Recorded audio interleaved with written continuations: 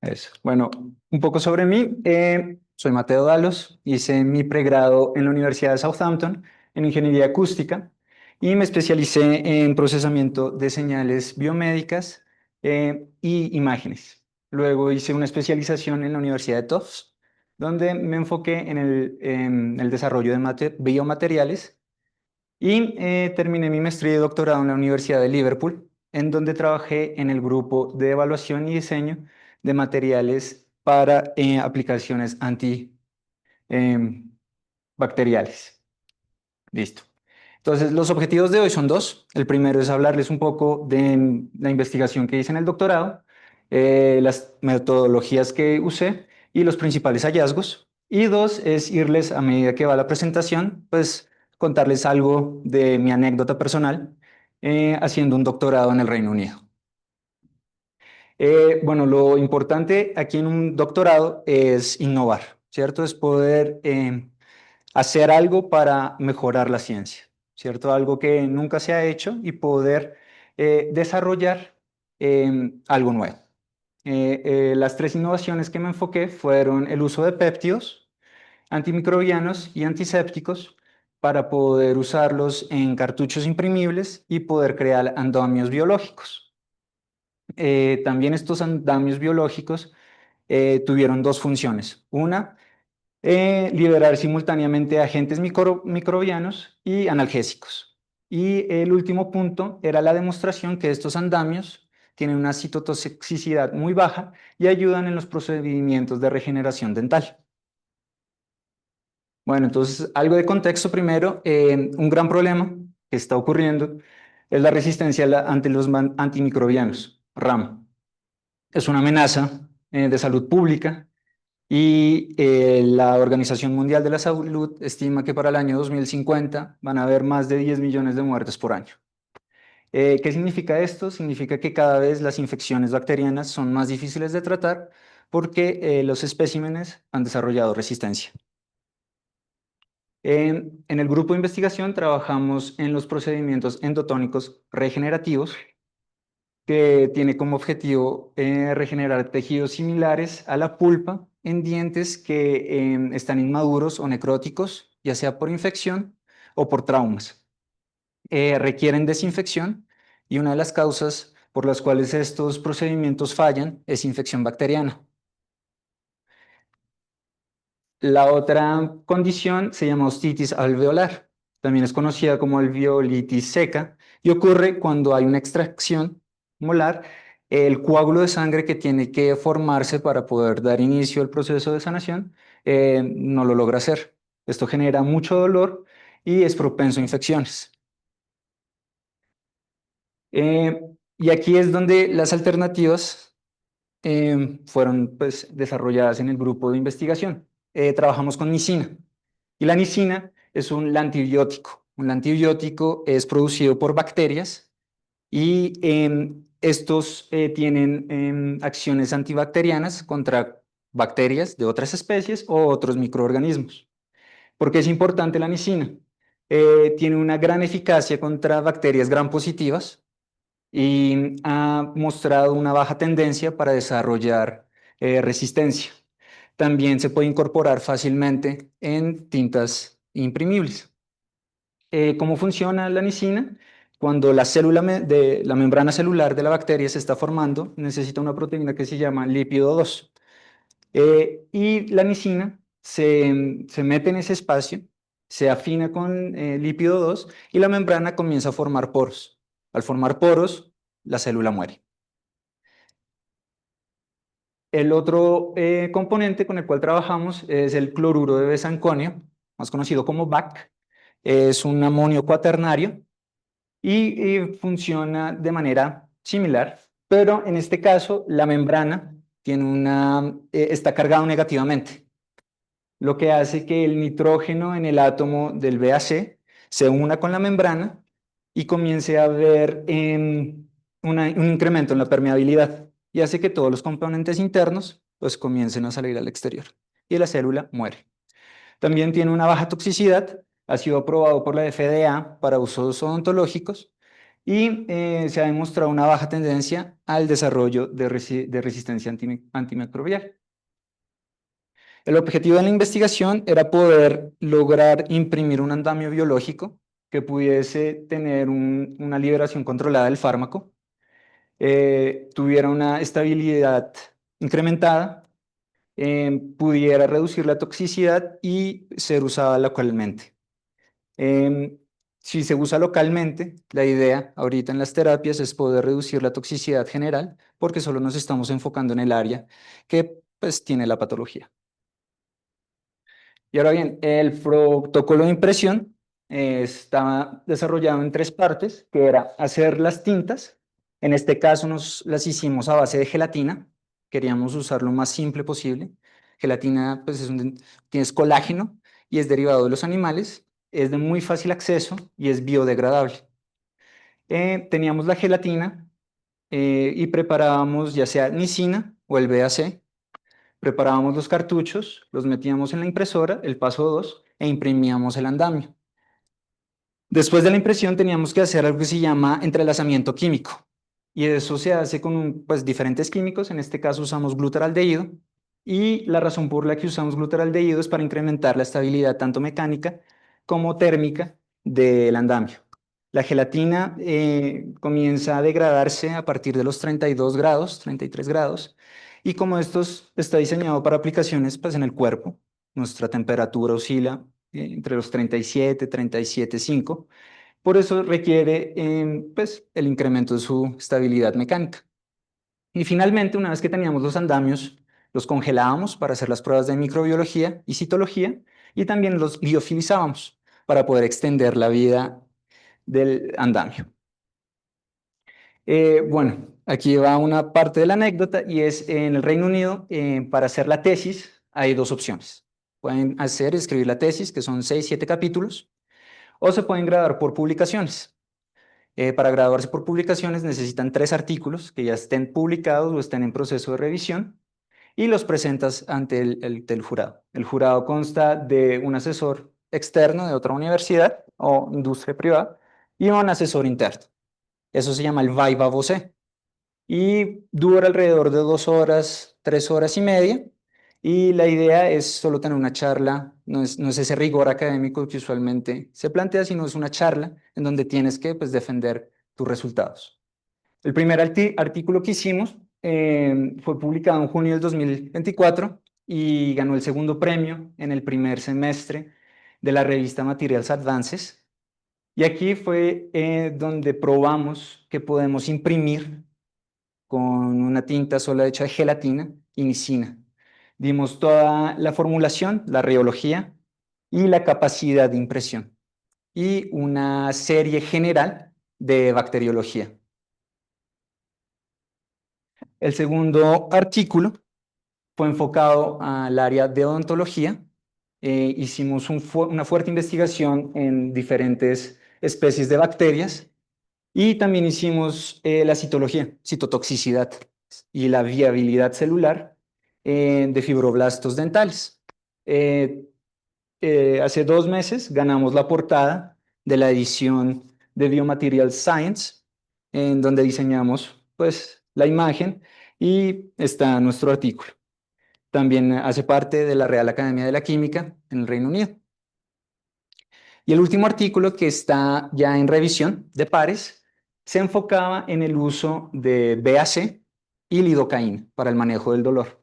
Aquí solo nos enfocamos en bacterias que son relevantes a la salud oral, que son gingivitis, pues Porphyromonas gingivalis, presente en la gingivitis, Enterococcus fecalis y Streptococcus mutans.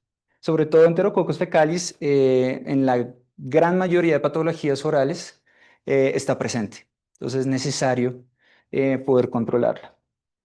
También hicimos respuesta inflamatoria usando pruebas de ELISA y hicimos inhibición de la biopelícula y la erradicación en sustratos de hidroxiapatita, que pues es un mineral presente en nuestros huesos. Entonces, lo que les quería hablar era generalmente los experimentos que hicimos en los 3 manuscritos y luego enfocarme en cada uno de ellos a medida que avanzando la presentación. Para comenzar a hacer biotintas, si alguno tiene algún interés en desarrollarlas, es esencial que hagan rheología. La rheología es el estudio del movimiento de un fluido, ¿no? Aquí tenemos un polímero y necesitamos saber cómo se comporta este polímero cuando hay una fuerza. Yo imprimí en una impresora neumática, de fuerza neumática, usa presión, usa aire, y es necesario hacer esta serie de experimentos para que te dé un rango tanto de presión como de temperatura. Entonces, los 4 experimentos que yo creo que son pues, esenciales es el análisis de G' y G'', que es el módulo de almacenamiento y el módulo de liberación. Son formas de analizar cómo su polímero está liberando energía o cómo la está almacenando. En esta parte de acá tenemos toda el área viscoelástica, en donde el comportamiento es lineal. Y esto es el área que nos interesa. A partir de esto, que se llamó el punto de quiebre, es donde nuestro gel, en este caso, se quiebra y donde puede comenzar a haber movimiento. Las 3 muestras que tenemos son gelatina 2.5, GL5 y GL10, que son las abreviaciones para el porcentaje de gelatina que hay presente en peso porcentual.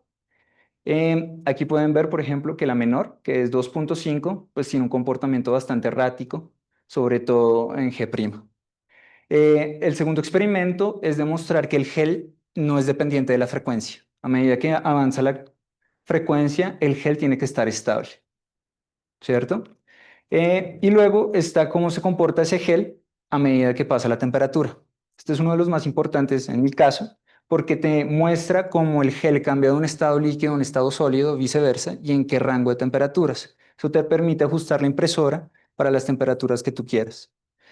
Y el último es el adelgazamiento de cisahuella, que es en inglés el shear thinning, que es una propiedad del polímero que se necesita para imprimir. ¿Por qué? Porque nos dice que la viscosidad está decreciendo, mientras que la frecuencia, en este caso, o puede ser también el shear strain, que es la fuerza de cambio, tiene que ir disminuyendo. ¿Por qué? Porque a medida que ponemos presión, necesitamos que haya un fluido, pero una vez que la presión pues acaba, la estabilidad de lo que has impreso tiene que quedar con una fidelidad alta. Luego tratamos de hacer algo más cualitativo.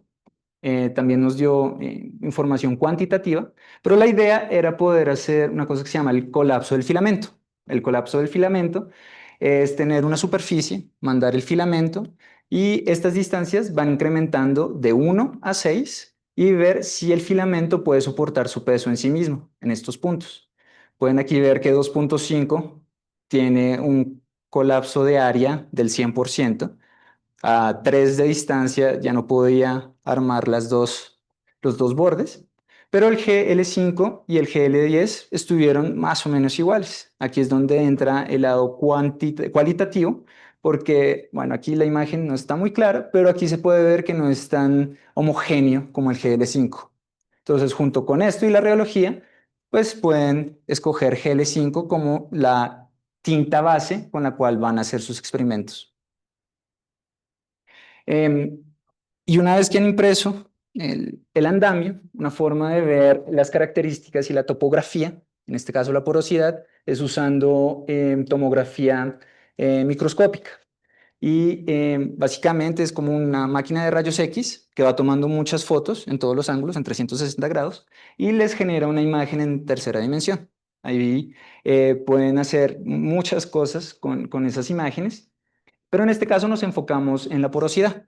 Necesitamos que un andamio biológico sea altamente poroso para poder intercambiar el fármaco y absorber lo que está en el medio. También nos enfocamos en hacer el gel, el andamio liofilizado, y una vez que el andamio liofilizado entra en el medio, ver cómo absorbe. Y aquí este diagrama de burbujas nos permite ver que a medida que este andamio, que está hidratado, pasa el tiempo, esto lo hicimos a las 12 horas, pues tiene una cantidad de poros incrementada a comparación de solamente liofilizado, que es lo que estábamos buscando. Y bueno, ya en bacteriología, en el andamio con nicina, nos enfocamos en Staphylococcus aureus resistente a la meticilina y Pseudomonas aeruginosa, un gran positivo y gran negativo. Tenemos los geles y tenemos el andamio liofilizado. Tenemos N1 y N10, que es 1 miligramo por mililitro, hasta 10 miligramos por mililitro. Podemos ver que nicina a las 4 horas en el gel actuó bastante bien, pero la forma liofilizada tuvo un poco más de crecimiento bacteriano a las 24 horas. ¿Por qué? Porque la gran porosidad hace que haya un estallido del fármaco en un corto tiempo, pero no se puede sostener en el tiempo. Entonces, dependiendo de la aplicación, si necesitan una liberación de fármaco sostenida o en el momento, pues está el gel o la forma liofilizada. Gram negativa, pues la nicina no tiene eficacia contra gram negativa, entonces pues hubo crecimiento celular a 4 y 24 horas. Lo mismo ocurrió en la biopelícula. Con el BAC, pues es una molécula de alto espectro, entonces gram negativa, si tuvo una reducción tanto a 4 horas como a 24 horas. Aquí vamos en Q1 a Q10, pero esto ya es microgramo por mililitro. Las cantidades de B y C que se necesitan son mínimas. Y Pseudomonas, en todo el doctorado que hicimos, pues en la investigación, es la bacteria más difícil de erradicar. Tiene una membrana celular extremadamente fuerte y gruesa y hace que muchos medicamentos, pues antibióticos y moléculas antisépticas, pues no puedan reducir su propagación. Sin embargo, logramos tener a 24 horas para 500 y 1000 microgramos mililitro, completa erradicación tanto en el liofilizado como en el gel. Y aquí viene el segundo manuscrito, donde ya nos enfocamos a la salud oral. F. calis, como les dije, la que está en casi todas las patologías orales. Necesitamos muy poco BS para tener una erradicación completa de 125 microgramos por mililitro, y este es pues el número que quiero que se acuerden, 125, a 4 y 24 horas, tanto para el liofilizado como para el gel. Con gingivalis pasó algo similar, pero necesitamos inclusive mucho menos, alrededor de 62, la mitad de 125, 62.5, para tener los mismos resultados. Y el último manuscrito se enfocó en la lidocaína.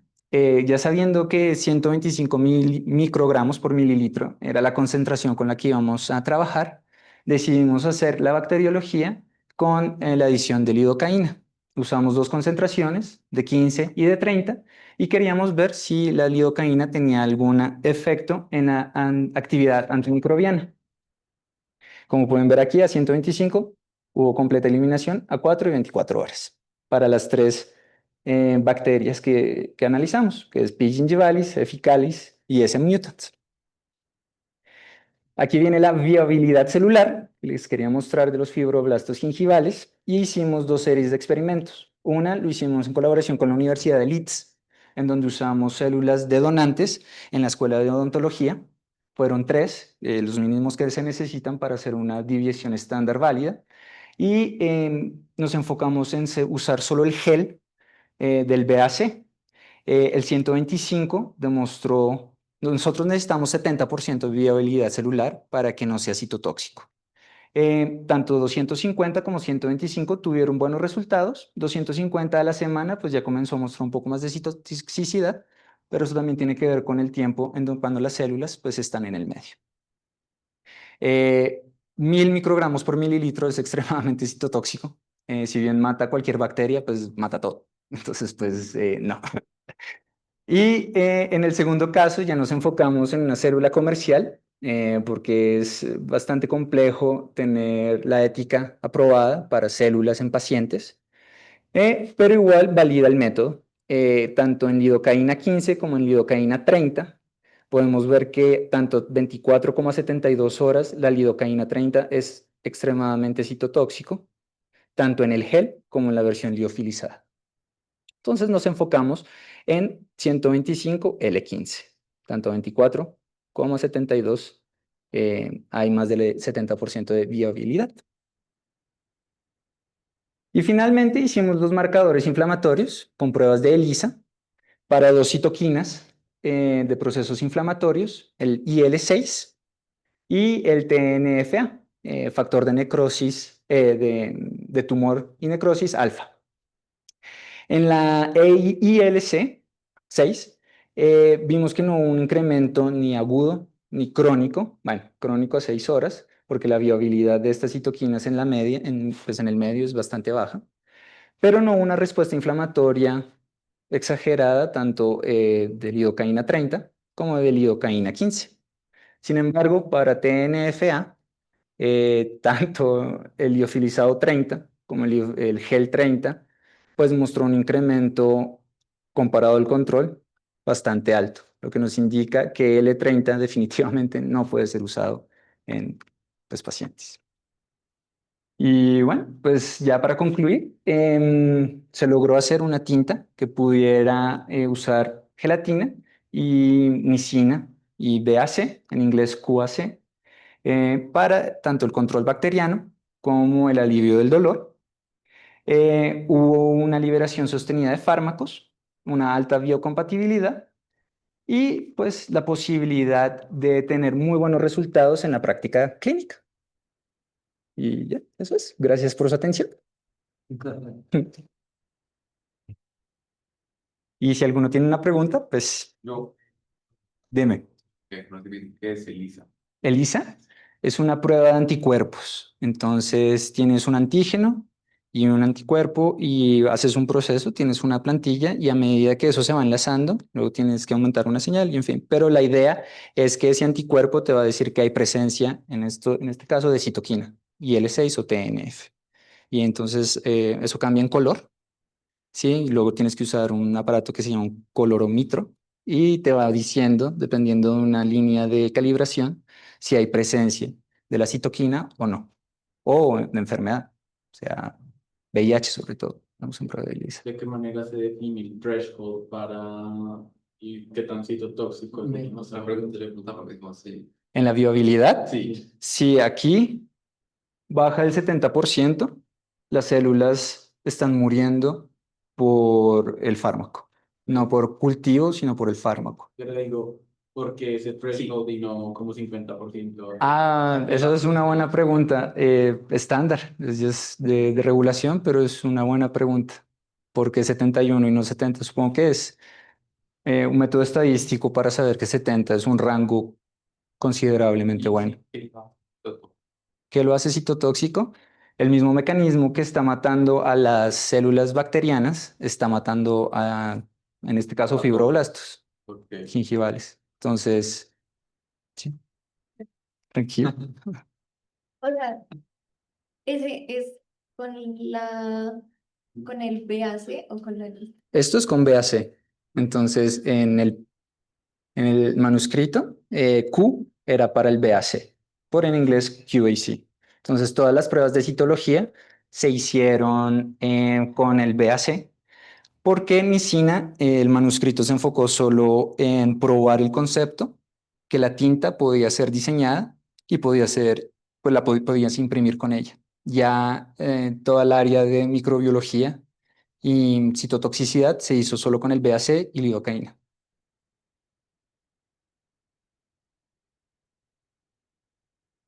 ¿Encontraron por alguna limitación al hacer las pruebas de citotoxicidad por el examen? Sí. Entonces, una de las grandes limitaciones en el ISA fue la biohabilidad de la citoquina. O sea, podemos aquí ver que hay dos en esta división estándar, casi uno de picogramo mililitro. En una muestra, en este caso, teníamos 1 mililitro de muestra del medio. Entonces, si bien podemos asegurar que L30 marcó un incremento desmesurado, no sabemos realmente si estos vacíos aquí fueron no detectados porque no estaban o porque ELISA no los lee. Entonces ahí asumimos que no se ilucidó una respuesta inflamatoria, pero no lo podemos asegurar. Es una conjetura.